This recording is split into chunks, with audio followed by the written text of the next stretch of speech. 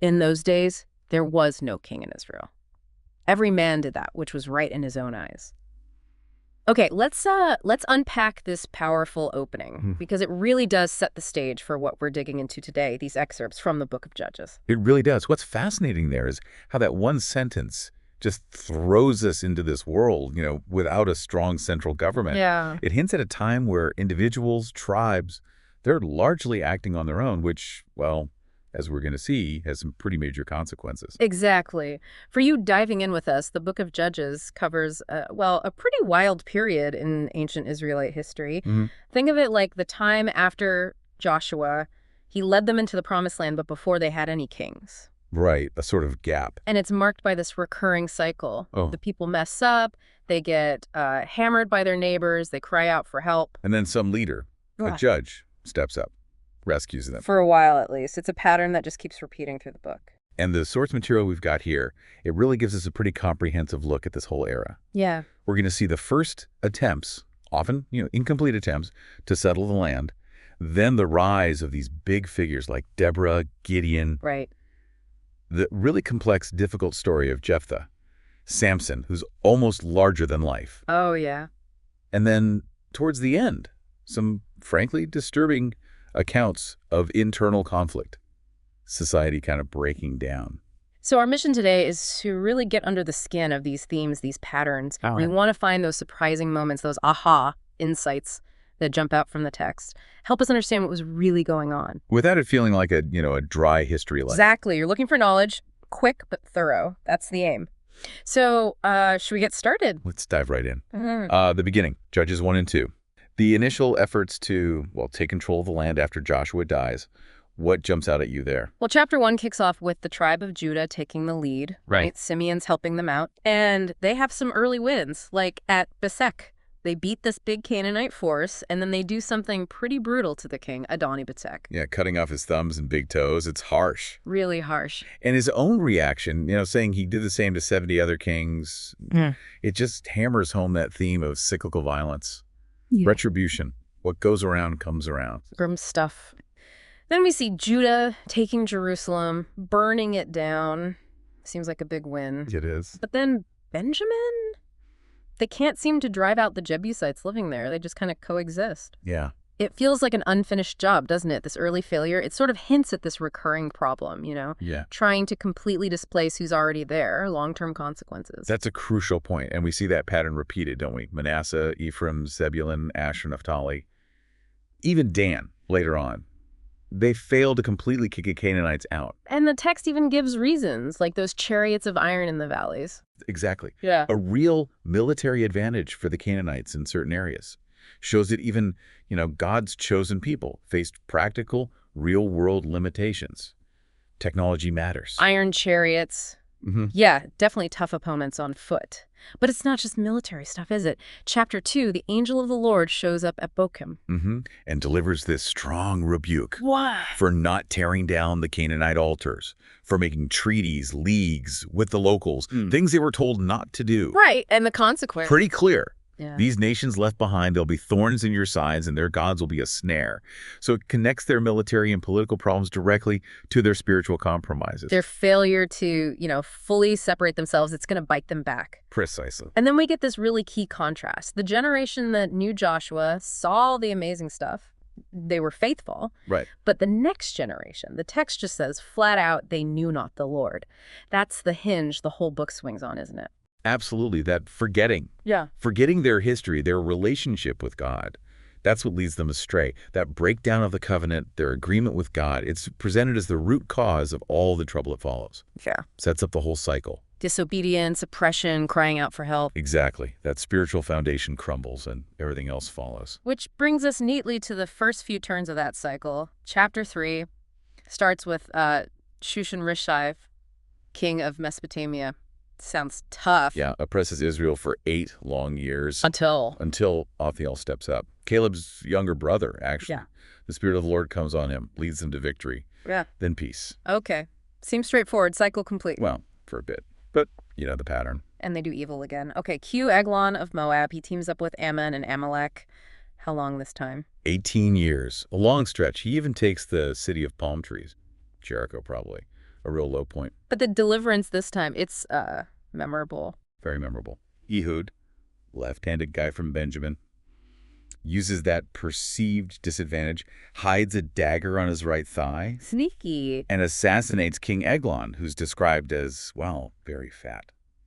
The details are pretty graphic. The haft also went in after the blade, and the fat closed upon the blade. Yeah, you don't forget that image. No. Ehud's method, though, it does show how sometimes the underdog can use unexpected tactics against a powerful enemy, right? Turns a weakness into a strength. And the bit afterwards where he locks the doors and the servants think the king is just busy, it's almost darkly funny. It adds a weird touch of dark humor, yeah. But Ehud's not just an assassin. He then blows the trumpet, rallies the troops, seizes the river crossings, shows real leadership and strategy. Then we get Shimgar, son of Anath. Seems like a footnote almost. Kind of, but what a footnote. Kills 600 Philistines with an ox goad. Just an ox goad. Talk about improvising. Exactly. It really drives home that point. Deliverance doesn't always need big armies or fancy weapons. Sometimes it's just one person using what's available. Okay, next up. Things seem to escalate. Jabin, king of Canaan. His general, Sisera. And those 900 iron chariots, that's serious military hardware for the time. Yeah. And this time, 20 years of oppression. Heavy stuff. And it's here we meet Deborah, a prophetess, a judge, a really significant female leader in a, very male-dominated society. She calls Barak to lead the fight, but he's hesitant, isn't he? He is. He says, if you go with me, I'll go. If you don't go with me, I won't go. Wow. He really trusts your guidance, her authority, maybe. Seems like it. And her reply includes that prophecy that the glory, the final victory over Sisera, will go to a woman. Big foreshadowing there. So the battle happens at Mount Tabor. Deborah gives the word up. This is the day the Lord has delivered Sisera into your hand. Powerful moment. And Sisera's army, those chariots, they're routed. Total defeat. But Sisera himself escapes, runs off, and ends up at the tent of Jael. Jael, yeah. Wife of Heber the Kenite. Sisera asks for shelter, water. She gives him milk, covers him up. Seems hospitable. And then, while he's asleep, she grabs a tent peg and a hammer. Oh, no. And drives it right through his temple. Brutal, but, well, effective. Definitely effective, and fulfills Deborah's prophecy, right, to the letter. Exactly. What's interesting, too, is that Jael's husband actually had a peace treaty with Jabin. So her action is a decisive break from that. Shows how, maybe, divine rule works in unexpected ways through surprising people. Then chapter 5 is the song, Deborah and Barak's victory song. Yeah, this amazing piece of poetry. Recounts the whole thing, praises the tribes who showed up. Like Zebulun and Naphtali risking their lives. Right. But it also calls out the tribes who didn't. Reuben had great searchings of heart. It sounds like they talked a lot but didn't fight. And Dan just hung out by their ships. Gilead stayed beyond the Jordan. Asher sat by the seashore. Yeah, a real mixed response. The song highlights that need for unity. And it curses Meroz, doesn't it, for not coming to help. Strong stuff. Okay, so after that victory in song, there's peace for 40 years. But then the cycle starts again. Chapter 6. Midianite oppression this time. 7 years. And they're described like locusts, right? Just swarming in, destroying crops, leaving nothing. Israel becomes greatly impoverished. And that's where we meet Gideon in a pretty unheroic situation. Hiding. Yeah, threshing wheat inside a wine press, trying to keep it hidden from the Midianites. And when the angel of the Lord appears, Gideon's first reaction is full of doubt. If the Lord is with us, why has all this happened to us? Very human response, isn't it? Where are all the miracles we heard about? Totally relatable. But the Lord calls him a mighty man of valor, even though Gideon clearly doesn't feel that way. Not at all. He points out he's from the weakest clan, the least in his family, and then he asks for signs. The fleece. First, the fleece is wet with dew, ground dry. Then the opposite. Fleece dry, ground wet. He really needed that confirmation. Shows his initial lack of faith, which makes what he does later even more impressive. So his first big public act is tearing down his father's altar to Baal. Right. And the Asherah pole beside it. At night. Still a bit timid, maybe. Maybe. But it provokes a confrontation. The townspeople want him dead. But his father steps in, gives him that name, Jerubbaal. Let Baal plead against him. Basically, if Baal's a god, let him sort it out. Yeah. Clever defense. And it marks a turning point for Gideon. He's publicly chosen sides. Then he gathers the army, 32,000 men. Looks good. But God says, too many. Too many. Why? So Israel can't claim they won by their own strength. Yeah. God wants the victory to be clearly his doing. So how does he thin the ranks? First, Anyone who's afraid can go home. Hmm. 22,000 leave. Wow. Still 10,000 left, though. Right. So, second test. Down by the water, how they drink. Oh, they drink. Yeah, most kneel down, put their faces in the water. But 300 scoop water up with their hands and lap it like dogs, staying alert. Okay. Those 300 are the chosen ones. It's about readiness, vigilance, an unexpected selection method. 300 against the entire Midianite horde seems impossible. Exactly the point. And the battle plan is just as unconventional. No swords and shields up front. Nope. Trumpets, empty pitchers, Yeah.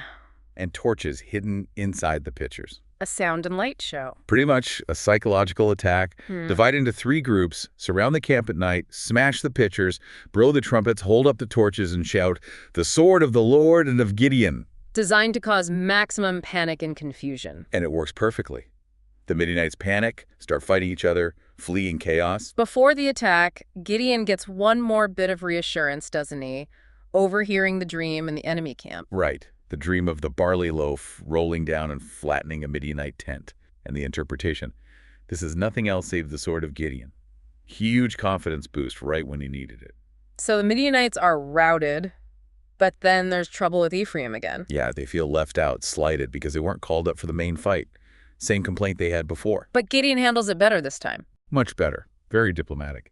He says, "Isn't the gleaning of the grapes of Ephraim better than the vintage of Abiezer?" Basically, their cleanup operation, capture the princes Oreb and Zeb, was more important than his initial battle.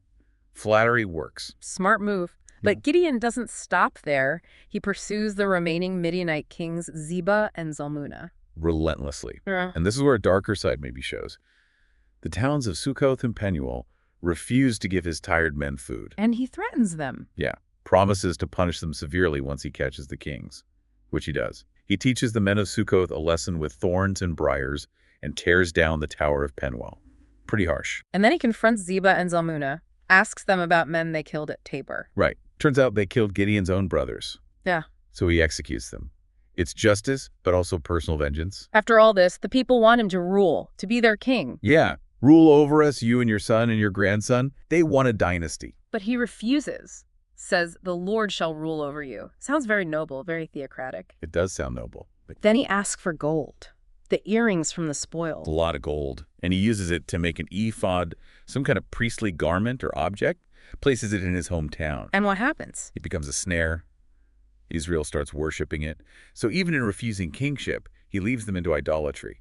Shows how complex leadership is, even with good intentions. 40 years of peace under Gideon, but after he dies. Predictably, back to worshiping Baals. They forget Gideon, forget God. Which sadly sets the stage for his son, Abimelech. Abimelech, chapter 9. This is a grim one.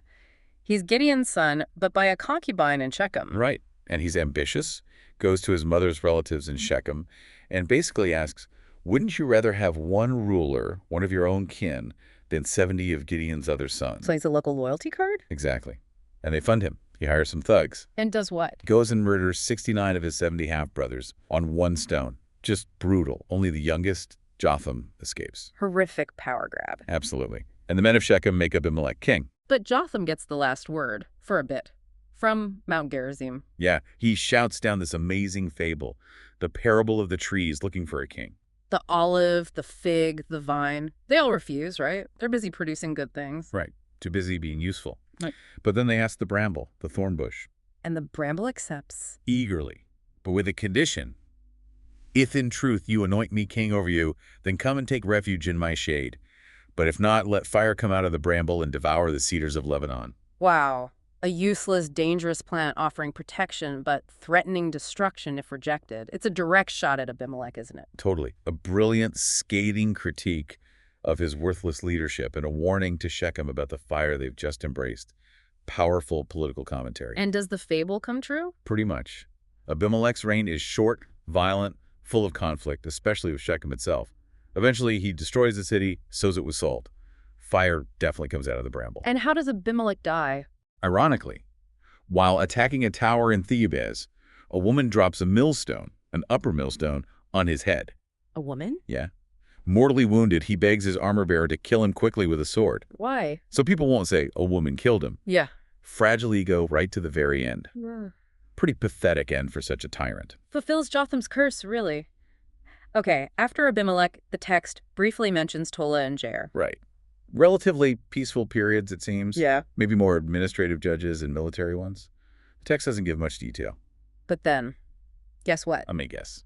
Israel does evil again. Bingo, chapter 10. They're worshipping Baals, Ashtoreths, gods of Syria, Sidon, Moab, Ammon, the Philistines, like a whole pantheon of idols. They really diversify their idolatry this time. And the consequence, oppression again, Philistines and Ammonites. And this time, when they cry out, God's initial response is really harsh. He basically says, didn't I save you before?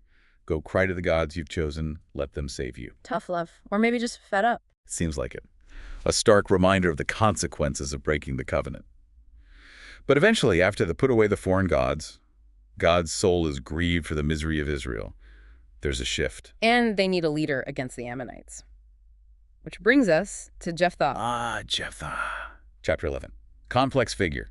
Described as a mighty warrior. But son of a harlot. Rejected by his half-brothers. Driven away from his inheritance. An outcast. Yet, when the elders of Gilead need someone to fight the Ammonites, suddenly they need him. They go and ask him to be their commander. Shows how necessity can trump prejudice sometimes. He calls them out on it, though, right? Didn't you hate me and drive me out? He does, understandably reluctant. But he agrees on the condition that if he wins, he becomes their head, their leader. Okay. Before fighting, though, he tries diplomacy with the Ammonite king. Yeah, lays out Israel's historical claim to the land. Argues their case quite logically. Yeah. Good effort. But the Ammonite king rejects it. So battle is inevitable. And that's when Jephthah makes the vow. Oh, the vow. Yes. Filled with the Spirit of the Lord, ready for battle, he makes this incredibly rash promise. What does he promise? If you give the Ammonites into my hands, whatever comes out of the doors of my house to meet me when I return in triumph will surely be the Lord's, and I will sacrifice it as a burnt offering. Oh, that's just terrifyingly open-ended. You just know it's going to be bad. It's heart-stopping. He wins the victory, a great victory. He returns home. And who comes out to meet him? Dancing with tambourines. His daughter, his only child. Oh, devastating. Absolutely devastating. He's heartbroken, tears his clothes, but feels bound by his vow. I have opened my mouth to the Lord, and I cannot go back. Does he go through with it? The text says, after giving her 2 months to roam the hills and weep with her friends because she would never marry, he did with her according to his vow, which he had vowed. It's incredibly tragic. Leads to that custom, right? The daughters of Israel lamenting Jephthah's daughter 4 days a year, a permanent scar. A very somber shadow over his victory. And then adding insult to injury, or maybe injury to injury. Ephraim again? Ephraim again. Same old complaint. Why did you call us to fight the Ammonites? They threatened Jephthah. This time, diplomacy fails. Spectacularly. It leads to battle between Gilead and Ephraim. Gilead wins. And then the Shibboleth incident. Right. Grim stuff. Gilead controls the Jordan River crossings. When fleeing Ephraimites try to cross, they're asked to say Shibboleth. And Ephraimites pronounced it differently. Apparently, they'd say Sibboleth. Couldn't frame the she sound right. Yeah. And if they failed the pronunciation test, they were killed on the spot. 42,000 Ephraimites, the text says. Shocking internecine violence. Just awful. Okay, moving on from that tragedy. Samson, chapters 13 to 16. Right. Another 40 years of Philistine oppression is the backdrop. And Samson's birth is miraculous. To Manoah and his wife, who is barren. Yeah. An angel announces his birth, tells him he's to be a Nazirite from the womb. Dedicated to God. No haircut, no wine or strong drink, no touching dead bodies. Set apart to begin delivering Israel from the Philistines. And Samson is just incredibly strong, supernaturally strong. The stories are legendary, aren't they? Tearing a lion apart with his bare hands. Killing 30 Philistines over a riddle. Catching 300 foxes, tying their tails together with torches, and setting Philistine fields on fire. Breaking ropes and bonds like thread. Killing 1,000 Philistines with the jawbone of a donkey. Just incredible feats, almost like a one-man army. But there's always a but with Samson, isn't there? Absolutely. Alongside the strength, there's incredible weakness. He's impulsive, driven by revenge, and has a fatal flaw when it comes to women, particularly Philistine women. The riddle at his wedding feast. Yeah.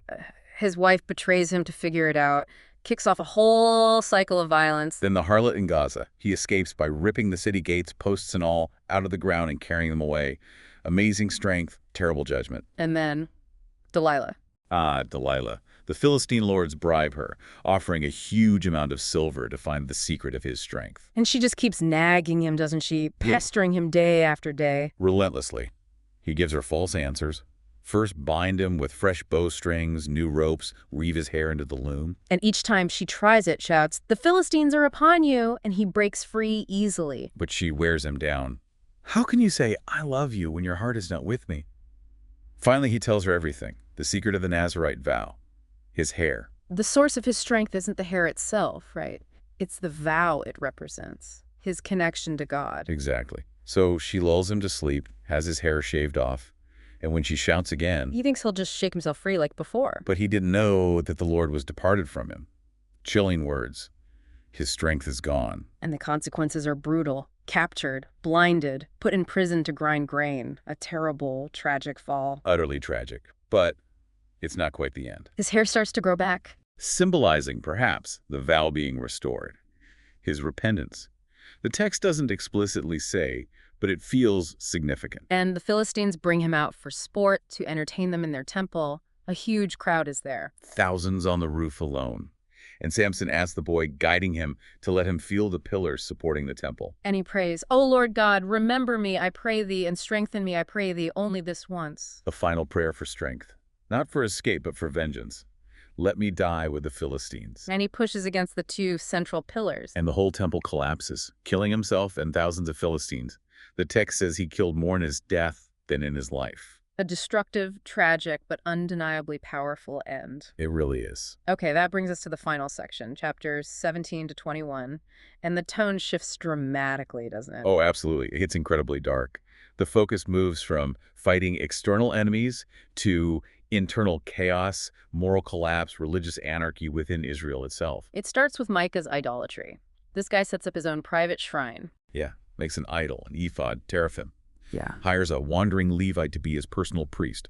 It's completely unauthorized, personalized religion. And then the tribe of Dan, looking for territory, comes along. And they just steal Micah's idols and convince his Levite priest to come with them. Better to be priest to a whole tribe than just one household, right? So they go and conquer Laish, rename it Dan, and set up this stolen, idolatrous shrine there. Complete breakdown of religious order. And we hear that phrase again, don't we? In those days, there was no king in Israel.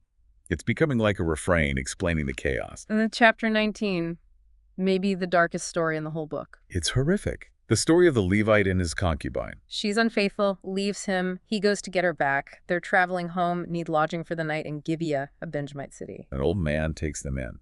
But then the men of the city, described as sons of Belial, worthless men, surround the house. They demand the Levite be brought out so they can abuse him. It's chillingly similar to the Sodom story in Genesis. It is.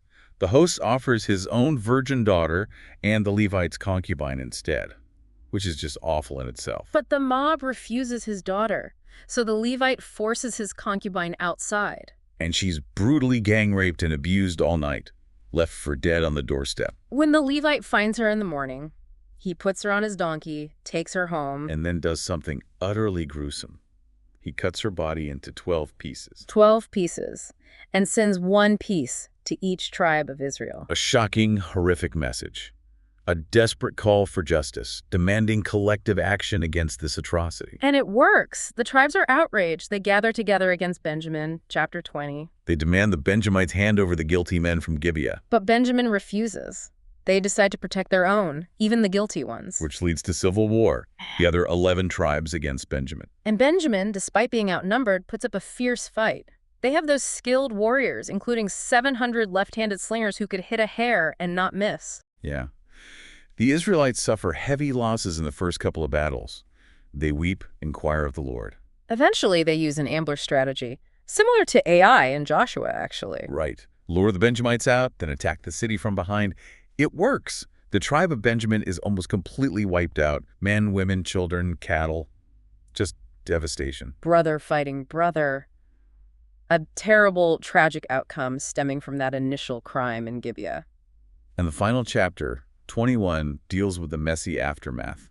Only 600 Benjamite men survive. And the other tribes had sworn an oath, right? Not to give their daughters in marriage to any Benjamite. Exactly. So now they have a problem. How does the tribe of Benjamin survive? They don't want a tribe wiped out entirely. So they come up with these interesting solutions. Yeah, solutions is one word for it. First, they find out Jabesh-Gilead didn't send anyone to the assembly against Benjamin. So they attack Jabesh-Gilead, kill everyone except 400 virgin girls, and give those girls to the surviving Benjamites. Pretty brutal logic. But that's not enough wives for the 600 men. What's the second plan? Even more questionable, maybe. They tell the remaining Benjamites to hide in the vineyards near Shiloh during an annual festival where young women come out to dance. And just grab them. Basically, yeah. Kidnap wives for the dancing women. And the elders promise to smooth things over with the girls' families later. Be favorable unto them for our sakes, because we reserve not to each man his wife in the war.